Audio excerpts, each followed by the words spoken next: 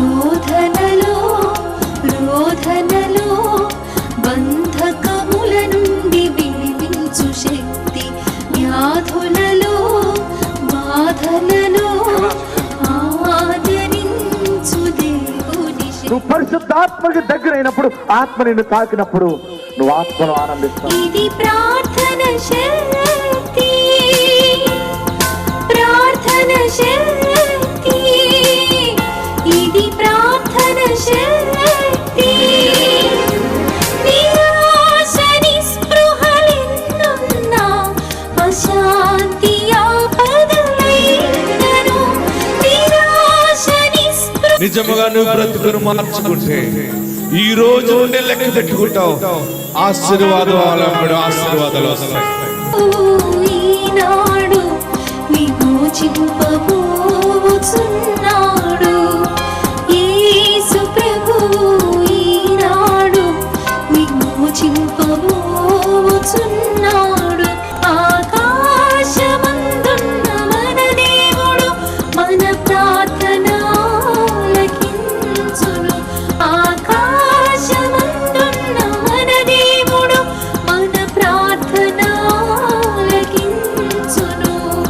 ప్రార్థన ప్రార్థన ఇది ప్రార్థన శక్తి, ప్రార్థన ప్రార్థన ఇది ప్రార్థన శక్తి, ఇది ప్రార్థన శక్తి, ఇది ప్రార్థన శక్తి.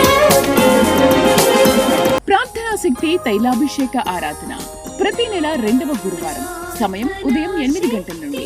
స్థలం సుబ్బలక్ష్మి కళ్యాణ మండపం, railway new colony, Sri Kanya theatre, Visakhapatnam. ప్రార్థనా శక్తి తైలాభిషేక ఆరాధన ప్రతి నెల 2వ శుక్రవారం, సమయం ఉదయం 10 గంటల నుండి. స్థలం కాపు కళ్యాణ మండపం, NFCL రోడ్, RTO ఆఫీస్ పక్కన, ఆర్ఆర్ నగర్, కాకినాడ. ప్రార్థనా శక్తి తైలాభిషేక ఆరాధన ప్రతి నెల 2వ శనివారం, సమయం ఉదయం 10 గంటల నుండి. స్థలం కూరగాయల మార్కెట్ ఎదురుగా, government degree college road, Ravulapalem. Yesayya నామమున మీకు వందనాలు తెలియపరుస్తా ఉన్నాను. ఈ దినము కొరకు దేవుడు సిద్ధపరిచిన వాగ్దానాన్ని మనం స్వాధీనపరచుకుందాం. పరిశుద్ధ గ్రంథంలో నుండి నిర్గమకాండం 14వ అధ్యాయము 14వ వచనాన్ని మనం ధ్యానం చేసుకుందాం. యెహోవా మీ పక్షమున యుద్ధము చేయును.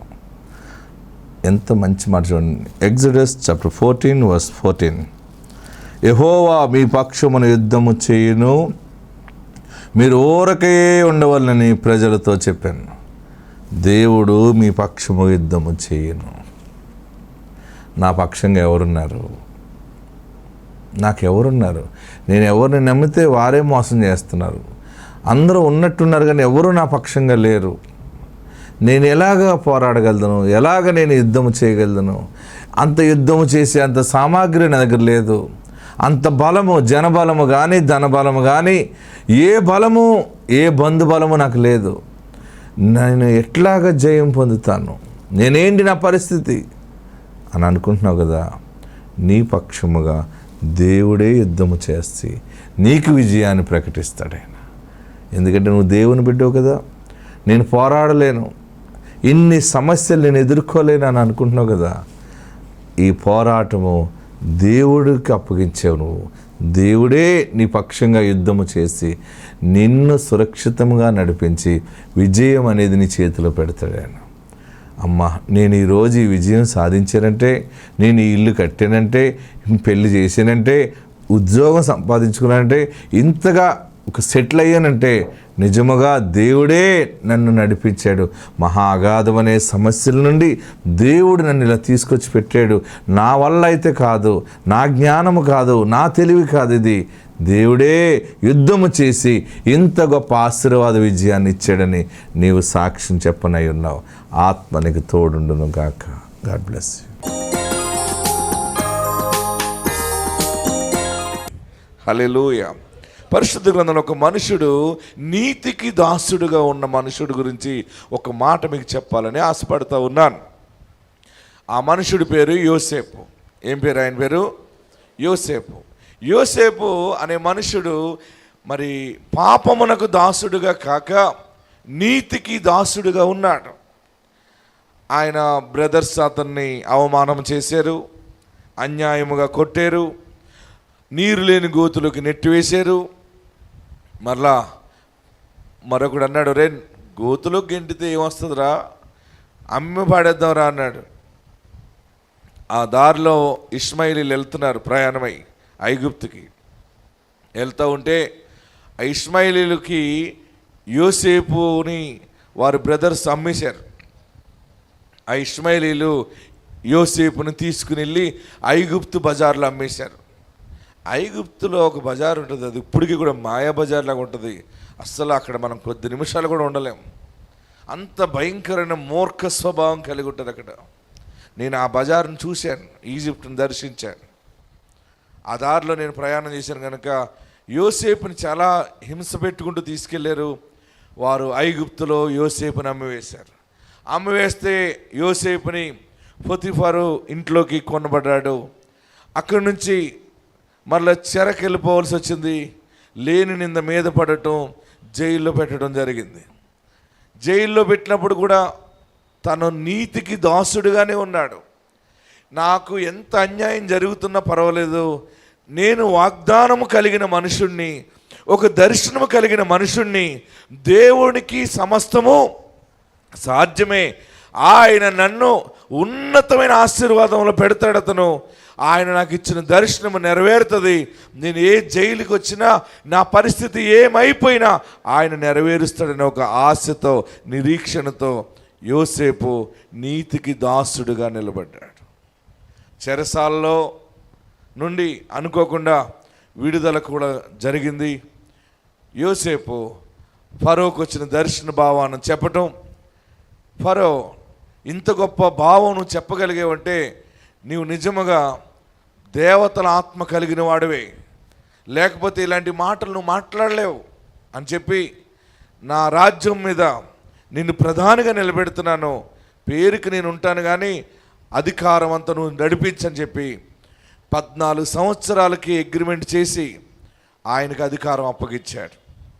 7 సంవత్సరాలు సర్వసమృద్ధి పంట పండుతుంది అన్నప్పుడు ఆ పండిన పంట అంతటిని కూడా స్టోర్ చేయటం, 7 సంవత్సరాలు కరువు వచ్చినప్పుడు దాన్ని ఎలా బ్యాలెన్స్ చేయాలో రెవెన్యూ అంతా నువ్వు చూసుకొని చెప్పి యోసేపుకి ఐగుప్తు రాజు ఫరో యోసేపుకి అధికారం అప్పగించటం ఇలా జరిగింది. ఇలా జరిగినప్పుడు ఆయనకి పెళ్లి సంబంధాలు వచ్చినాయి. పెళ్లి సంబంధాలు ఉట్టినే వస్తాయా? ఉద్యోగం సద్యోగం లేదంటే పిల్లనిస్తారు ఎవరైనా? ఉద్యోగం ఉందంటే, వ్యాపారం చేస్తున్నాడంటే, మంచి జీతం వస్తుందంటే ఆడి జీతం ఆ కంపెనీ అన్నీ తెలుసుకుని వానికి పిల్లనివ్వాలనుకుంటారు. యోసేపుకి ప్రధానిగా ఉన్నాడేమో, చాలా పెళ్లి సంబంధాలు వచ్చినాయి. చివరికి అక్కడ ఒక అమ్మాయిని ఇచ్చి పెళ్లి చేశారు. పెళ్లి చేసినప్పుడు కూడా యోసేపులో ఉన్నది ఈరోజు నేను మీకు బోధించే అంశం ఏంటంటే, మనము అన్నీ ఉన్నా కూడా శాంతి అనేది ఉండదు, మనసులో పీస్ ఉండదు. యోసేపుకి ఐగుప్తులో ప్రధానిగా నిలబడ్డాడు, సింహాసనమే కూర్చుంటున్నాడు. బయటికి ఎక్కడికైనా వెళ్తుంటే మంచి ఎస్కార్ట్ ఉంటుంది, పోలీసు బృందం ఉంటుంది, భటులు ఉంటున్నారు, రాజయోగంలో ఉన్నాడు. నడకంతా రాజయోగం నడుస్తుంది. కానీ తన మనసులో నా రక్త సంబంధం అంటూ నాకు లేడు అనే బాధ తనలో ఉండిపోయింది. హల్లెలూయా, హల్లెలూయా. ఎటు చూసినా అసలు ఆ రాజకుమారుడిగానే బ్రతుకుతున్నాడు. తన బాధ అంతా ఏంటంటే, నా అనే వాళ్ళు ఎవరు ఇక్కడ లేరు, నా అన్నలు నన్ను మోసం చేసి అమ్మేసిన కానీ నేను వాళ్ళని చూడకుండా అయిపోయాను, నాకులో ఉన్న బెంగ ఎవరు తీరుస్తారని చాలా వేదన పడుతూ ఉండేవాడు యోసేపు. మొత్తం పెళ్ళైన తర్వాత కష్ట సుఖాలని భార్యకి చెప్పుకునేవాడు. ఆ భార్య కూడా ఆ ప్రాంతపు అమ్మాయి కనుక కొంచెం ఆదరణగా మాట్లాడేది. ఇప్పుడు ఏ భార్య అయినా చెప్పమంటే వాళ్ళ అమ్మగారి గురించి బోల్డ్ అని చెప్తుంది. మా అమ్మ ఇలాగా, మా నాన్న ఇలాగా, మా ఓళ్ళు ఇలాగంటది. భర్తింటి అత్తింటి వారి గురించి మాట్లాడమంటే పేద విరుస్తుంది. మీ నాన్న మీ అమ్మ గురించే చెప్పుకోవాలి, చెప్పుకోక ఎన్ని రకాల ఉంటారు తెలుసా మీకు? మీకు తెలియదేమో. అత్తింటి వారి గురించి మాట్లాడాలంటే ఏ కోడలకి ఇష్టం ఉండదు, ఉంటుందా? నేను మాట్లాడాను అన్నవారు హల్లెలూయా చెప్పండి. యోసేపు భార్య యోసేపుని యోసేపు పదవిని బట్టి, యోసేపు స్థితిని బట్టి భార్యగానే నిలబడి కాపాడుకుంటుంది, కానీ తన హృదయపూర్వక బిడ్డను ఆదరించలేకపోతుంది. తనని భార్యగానే చూస్తున్నాడు, కానీ ఆయనలో ఆ పీస్ ఆఫ్ మైండ్ అనేది రావట్లేదు. అప్పుడు యోసేపు ప్రార్థన చేశాడు. ప్రార్థన చేసినప్పుడు తన భార్యకి దేవుడు గర్భం ఇచ్చాడు. రండి వాక్యంలోకి వెళ్దాం. పరిశుద్ధ గ్రంథంలో మనం చూస్తున్నప్పుడు ఆదికాండము 41వ అధ్యాయము 51వ వచనం. తన భార్య గర్భం వచ్చినప్పుడు ఆ గర్భములో నుండి దేవుడు మగబిడ్డను అనుగ్రహించాడు. వాక్యంలోకి వెళ్దాం, నోట్ చేసుకోండి. Genesis chapter 41 verse 51.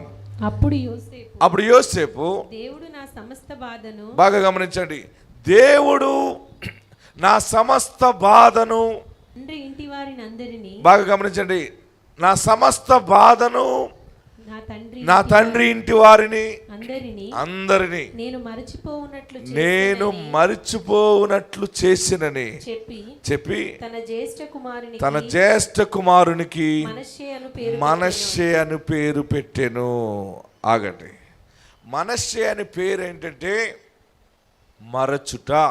నోట్ చేసుకోండి, మనష్షే అంటే ఏంటి? మరచుట. ఆయనలో ఎంత బాధ ఉందో చూడండి. కొడుకు పుట్టినప్పుడు మాత్రం ఆ జన్మఫలము, ఆ గర్భఫలము తన చేతిలోకి వచ్చిన వెంటనే తన తల్లిదండ్రులని, తన అన్నలు, ఆ బాధ, ఆ కష్టము, ఆ ప్రాంతీయ అభిమానము, అన్నిటిని మించిన ఆశీర్వాదము తన బ్లడ్లో నుండి వచ్చిన కుమారుడి విషయంలో దేవుడు తనకి తృప్తినిచ్చాడు. ఆమేన్, హల్లెలూయా. గట్టిగా హల్లెలూయా చెప్పండి. నీతికి దాసుడిగా ఎప్పుడైతే ఉంటామో, బాగా గమనించండి, ఆలోచన చేయండి. పాపమునకు దాసుడిగా కాక నీతికి దాసుడిగా ఉన్నటువంటి యోసేపుని దేవుడు ఎప్పుడు ఎక్కడ హెచ్చించాలో, ఏ స్థానంలో పెట్టాలో పెట్టిన తర్వాత ఆ మగబిడ్డ పుట్టాడు. ఆ మగబిడ్డను చూసుకున్న వెంటనే మొత్తం సమస్త బాధని మర్చిపోయాడటండి. ఈరోజు ఈ వాగ్దానము మీకు ప్రకటించమని దేవుడు చెప్పాడు. ఈ దినము మీకు ఇచ్చే వాగ్దానం ఏంటంటే, ఈ దినము ఆత్మాభిషేకం ద్వారా అభిషేకంలో పాలు పొందిన మీ అందరికీ మీ పాత బాధ, శ్రమ, దుఃఖము సమస్తము దేవుడు కనుమరుగు చేయునుచున్నాడు. గట్టిగా చప్పటి ప్రభుని స్తుతించండి. వాక్యంలోకి వెళ్దాం. పరిశుద్ధ గ్రంథం మనం ఈ వాక్యాన్ని ధ్యానిస్తుంటే నాకు సమస్త బాధను మర్చిపోయేలా చేశాడు. బాధను మర్చిపోవటం అంటే మామూలు విషయమా? మన బాధ పోవాలంటే ఒక్కొక్క స్త్రీ మనసులో పెట్టుకుంటే అది ఒక డిప్రెషన్లోకి వెళ్ళిపోతుంటుంటారు. మగవారు కూడా మనసులో పెట్టుకుంటారు. ఒక బాధని ఎవరు తీయలేరు. మన హృదయంకి ఒక కొన్ని గాయాలు ఉంటాయి, బాధలు. అవి పోవాలంటే ఆ బాధను మించిన ఆశీర్వాదము 7 టైమ్స్ వస్తేనే కానీ ఆ బాధ మన నుంచి పోదది. మీకు మనసులో ఏదైనా బాధ ఉందనుకోండి, వెంటనే పోతుందా? ఇల్లు అమ్మేసుకున్నావు అనుకోండి, ఒక ఇల్లు కొనుక్కున్నావు, ఆ ఇల్లు అమ్మేసుకున్నావు అప్పులైపోయి, ఆ బాధ ఎంత ఉంటుంది? ఆ ఇల్లు ప్లేస్లో ఇంకో ఇల్లు కొనుక్కున్నావు అనుకోండి, బాధ పోతుందా? చెప్పండి, బాధ పోతుందా? అదే అమ్మ అసలు ఆ ఇల్లు అండి, అబ్బో అది చాలా మంచిది అండి అంటూ మొదలెడతావు. ఆ ఇల్లుని మించి రెండంతల ఆశీర్వాదము కలిగిన ఇల్లు వచ్చిన బాధ పోదు నీకు. 7 అంతల ఆశీర్వాదం వస్తే ఆ ఇల్లు బాధపోతుంది నీకు. హల్లెలూయా, హల్లెలూయా, హల్లెలూయా. గట్టిగా హల్లెలూయా చెప్పండి. ఏదైనా నువ్వు మిస్ అయింది, కోల్పోయింది, ఏమున్నా, ఏ విషయంలో మానసికంగా కృంగిపోతున్నా, ఈ దినము దేవుడు నీకు బయలుపరిచేది ఏంటంటే, నీవు ఏది కలిగి ఉన్నావో దానిలో నుండే దేవుడు నీకు సంతృప్తి, నెమ్మదిని కలగజేస్తున్నాడు. హల్లెలూయా, హల్లెలూయా. మనం నీతిని ఎప్పుడైతే కాపాడుకుంటామో, నీతికి దాసుడిగా ఉండటానికి ఎప్పుడైతే మనం సిద్ధపడతామో, దేవుడు మన చేతుల కష్టాన్ని దేవుడు బ్లెస్ చేస్తాడు, మన బ్లడ్నే బ్లెస్ చేస్తాడు. యోసేపు తన శరీరంలో ఉన్న తన ఏది కోల్పోయినని బాధపడుతున్నాడంటే ఆయన నా రక్త సంబంధాన్ని నేను కోల్పోయాను. భార్య వచ్చింది, భార్య కొంత ఆదరించింది, కానీ ఆయనకి నెమ్మది రాలేదు. దేవుడు తనకి మగబిడ్డనిచ్చాక దేవుడు నా సమస్త బాధను మర్చిపోయేలాగా చేశాడు. అందుకని వీడికి మనశ్శే పేరు పెడుతున్నానని మనశ్శే పేరు పెట్టాడు. తండ్రి అయిన వాడు, తల్లి అయిన వాడు నీతికి దాసులుగా ఉంటే పిల్లలు సంతానము ఎట్లుంటుందో తెలుసా మీకు? మనశ్శే ఎంతగా ఆశీర్వదించబడ్డాడంటే, మనశ్శే ఒక గోత్రానికి గోత్రికుడుగా ఉన్నాడు. తన పేరు మీదే గోత్రం వచ్చింది. ఇంకా చెప్పాలంటే ఆయన సంతానములో నుండి 7 రకాల తెగలు జనం వచ్చారు. ఎన్ని తెగలు వచ్చారు? 7 రకాల తెగలు జనం వచ్చారు. ప్రతి తెగలో నుండి ఒక లీడర్ ఎలాంటి వాడు వచ్చాడంటే మహా జ్ఞానవంతులు బయటకు వచ్చారు. అందులో నుండి మాకీర్ వచ్చాడు, అందులో నుండి గిలాదు వచ్చాడు. గిలాదు పట్టణము, పర్వతము, ఆయన ల్యాండ్ ఎంత బ్లెస్డ్ ల్యాండ్ అంటది. ఇలా చెప్పుకుంటూ చరిత్ర చూస్తే మనశ్శీలు అన్నారు చివరికి. ఈ రోజుకి కూడా ఆ మనుషుడు సంతానము లోకములో ఆశీర్వాదంగా ఉంది. ఎన్నో ఇబ్బందులు ఉన్నాయి, కష్టాలు ఉన్నాయి. నాకెన్ని కష్టాలు, నాకెందుకు ఈ బాధ, చచ్చిపోతే నయము, ఏదో ఎంతో చేస్తున్నాను నమ్ముతున్నాను నాకేం కలగలేదని అనుకున్నావేమో. ఎంత శ్రమ కీడు అనుభవించేవో అన్ని రెట్ల ఆశీర్వాదము దేవుడు దాచిపెట్టి నీకు ఇవ్వబోతా ఉన్నాడు. మనం మనసు పాడు చేసుకోవాల్సిన పని లేదు. ఒక్క సమయం దేవుడు ఇస్తాడంతే. ఆ టైంలో నువ్వు సమస్త బాధని మర్చిపోతావు. ఏమీ లేనప్పుడే బాధలు ఎక్కువైపోతాయి. తోటిగోడలు ఇలాగన్నది, అలాగన్నది, మా బావగారు ఇలాగన్నాడు, మా ఇంటి ముందు ఆవిడ ఎలాగంది, మా హాస్పిటల్ అలాగన్నారు, మా ఫ్యాకల్టీలు ఇలాగన్నారు, స్కూల్లో ఇలాగన్నారు, కంపెనీలు ఇలాంటి గొడవ, వాళ్ళు ఇలా చెప్పుకున్నారు, అలా చెప్పుకున్నారు. నాకు వింటున్నప్పుడు నా మనసు పాడైపోతుందని ఎన్నో మనల్ని గాయాలు చేస్తూ ఉంటుంటాయి. కానీ దేవుడు నీ సమస్త బాధని మర్చిపోయేలాగా దేవుడు ఈ దినము చేస్తున్నాడు.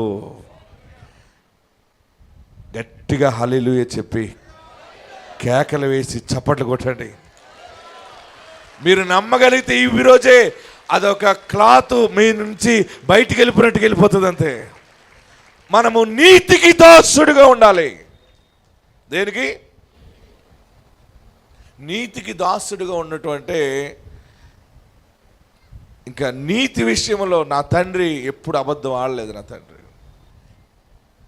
బాగా గమనించండి. నీతి విషయంలో కొన్ని శ్రమలు వచ్చినా దాని విషయంలో నిలబడిపోయాడు ఆయన. ఆ నిలబడటమే ఈరోజు దేవుడు ప్రపంచంలోని బలమైన స్థానంలో పరిచర్యను వాడుకుంటూ ఉన్నాడు. హల్లెలూయా, హల్లెలూయా.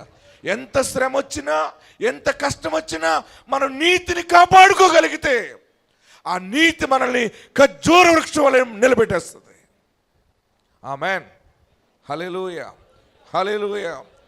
మనమే ఇస్తున్నాం. ఏ చర్చికి ఎవరికైనా పాస్టర్లకి ఏదైనా కావాలంటే అంటే చిన్న అబద్ధమే కదా అనుకుంటాం. బాగా గమనించండి.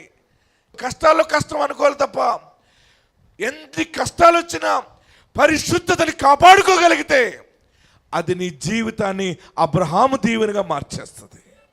హల్లెలూయా, హల్లెలూయా. మనం ఎప్పుడు కూడా నీతికి దాసులుగా ఉండటానికి ఇష్టపడలేం. పాపం మనకు దాసులుగా ఉండటానికి ఇష్టపడతాం.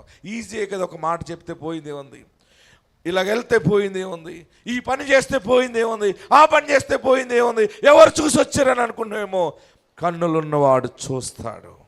హల్లెలూయా. యోసేపు తన జీవితం అంతటిలో తన యవన కాలంలో, పైగా మంచి యవన కాలం అది,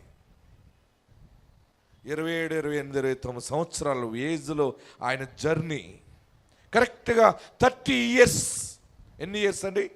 యోసేపుకి 30 సంవత్సరాలకు వచ్చినప్పుడు ఆయన సింహాసనం ఎక్కి కూర్చున్నాడు అంతే. హల్లెలూయా, హల్లెలూయా. యవన కాలంలో నీకు ఎన్ని శ్రమలు బాధలు ఆవరించినా కానీ దేవుని ఆత్మను కట్టి నువ్వు నీతికి దాసుడుగా నిలబడగలిగితే నీ గర్భఫలము ద్వారా నీ సమస్త బాధలు మర్చిపోయేలాగా దేవుడు చేస్తాడు. నీ బిడ్డ ద్వారా కుటుంబాన్ని ఆశీర్వదిస్తాడు. నీ వ్యాపారం ద్వారా దేవుడు నిన్ను ఆశీర్వదిస్తాడు. అన్నిటినీ మర్చిపోయే అంత ఎత్తైన స్థానంలో నిన్ను పెడతాడంతే. హల్లెలూయా, హల్లెలూయా, హల్లెలూయా, హల్లెలూయా, హల్లెలూయా. నీతిని కాపాడుకోగలిగితే నీ కార్యాలన్నీ సఫలమైపోతాయి. నీతిమంతుడని యేసుని గుండె నిండా చేర్చుకుని ఆయనకి తగినట్టుగా జీవించడానికి తీర్మానము. యోసేపుకి ఎన్ని కష్టాలు! యోసేపు ఎక్కడ రాజీ పడలేదు. పొతిఫర్ ఇంట్లో వచ్చిన శోధనకు కూడా రాజీ పడలేదు. చెరలోకి వెళ్ళిపోతున్నాడు. లాస్ట్ ఇంకా అయిపోయిన చరిత్ర అన్నప్పుడు కూడా ఆయన నిరీక్షణ కోల్పోలేదు. నా దేవుడు నీతిమంతుడు, యెహోవాయే నాకు ఉపకారి, ఆమేన్ అనుకున్నాడు. యోసేపు కొడుకు పుట్టాక తన బాధ అంతా మర్చిపోయాడు. గర్భఫలానికి అంత పవర్ ఉంటుంది అనమాట. ఎంత పవర్ ఉంటుంది? మగపిల్లోని ఎత్తుకుని, యూదుల ఆచారం ఏంటంటే ఎవరికి బిడ్డ పుట్టినా ప్రతి ఇంటిలో తన భర్త ఆ బిడ్డని కన్నా తండ్రి ఆ బిడ్డను చేతిలో పెట్టుకుని ఏ పరిస్థితుల్లో పుట్టాడో, ఏ వాగ్దానంతో పుట్టాడో అవన్నీ ధ్యానం చేసుకుని తగిన పేరు తండ్రి పెడతాడు వాళ్ళకి. అందుకని యోసేపు మనష్య అని పేరు పెట్టాడు. మనష్య అంటే మరుచుట. ఆ మనష్యని చాలా భక్తిలో దేవుని సన్నిధానంలో యోసేపు పెంచాడు. ఆశీర్వాదం వెంబడి ఆశీర్వాదం వచ్చింది. చివరికి ఒక చోట అయితే ఆయన సంతానములో నుండి యోధులు ఎలాంటి వాళ్ళు వచ్చారంటే, ఎంతమంది చెప్పారంటే 35,200 మంది గొప్పవారు బయటకు వచ్చారండి. మొదటిసారి లెక్క పెడితే. రెండోసారి లెక్క పెట్టినప్పుడు 52,700 మంది వచ్చారండి లెక్కకి. అంటే దేవుని కృప, ఒక్క మనుషుని నీతి ఆ కుటుంబంలో బిడ్డల్ని అంచెలంచెలుగా హెచ్చించుకుని వెళ్ళిపోతుంది అనమాట. సంతానములో అభివృద్ధి విస్తరిస్తుంది. ఆస్తి, ఐశ్వర్యము అన్నీ వస్తాయి నీతిని కాపాడుకోగలిగితే. హల్లెలూయా, హల్లెలూయా. గట్టిగా హల్లెలూయా చెప్పండి. ఇంకా గట్టిగా హల్లెలూయా చెప్పండి. గిలాదు అనేటువంటి ఒక మనుషుడి పేరు మీద పట్టణం కూడా కట్టబడింది. అక్కడ యాకోబు బలి అర్పణ చేసిన ఆ కొండ ప్రాంతము, ఆ ఫలభరితమైన స్థలము. మనష్షే మరచుట. ఒక్క మనుషుడు జన్మించిన మరుక్షణమే తన జీవితంలో శాంతి కలిగింది. ఎందుకు నేను పిల్లలు అని పిల్లల సాక్ష్యాలు ఎక్కువ ఎందుకు చెప్తున్నానంటే, గర్భఫలం ఉన్న చోట దీవెన దాగి ఉంటుంది. హల్లెలూయా, హల్లెలూయా. గట్టిగా హల్లెలూయా చెప్పండి. చాలామంది తెలియక ఈ పిల్లోడు పుట్టాక మాకు అంత బాగుందండి, ఈ పిల్ల పుట్టాక బాగుందండి. ఒక్కొక్కరు అంటారు ఈడు పుట్టాకని అన్నీ మాకు నాశనం అయిపోయినాయండి. ఆ పిల్ల పుట్టాక ముందు 2 పిల్లలు పుట్టినప్పుడు బాగుంది అన్నది ఒక ఆమె. మళ్ళీ ఇప్పుడు ఏమైందమ్మా, 3వ సంతానం వచ్చాక అంతా పోయిందండి. మనం ఎప్పుడు కూడా బిడ్డల విషయం అలా మాట్లాడటానికి లేదు.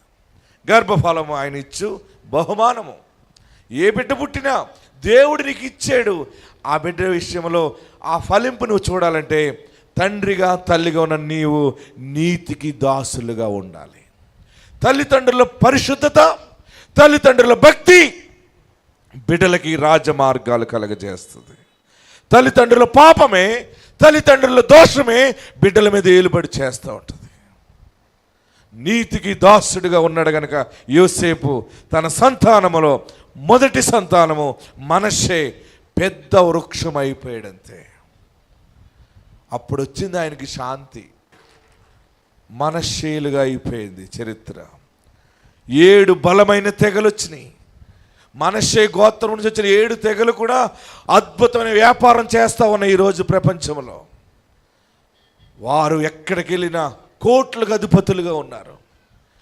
ఎన్నో సేవా కార్యక్రమాలు మనష్షే గోత్రికులే ఈరోజు ప్రపంచంలో చేస్తున్నారు. దేవుడు నీ సమస్త బాధను మర్చిపోయేలాగా దేవుడు చేస్తున్నాడు. అందరు తలలు వచ్చండి.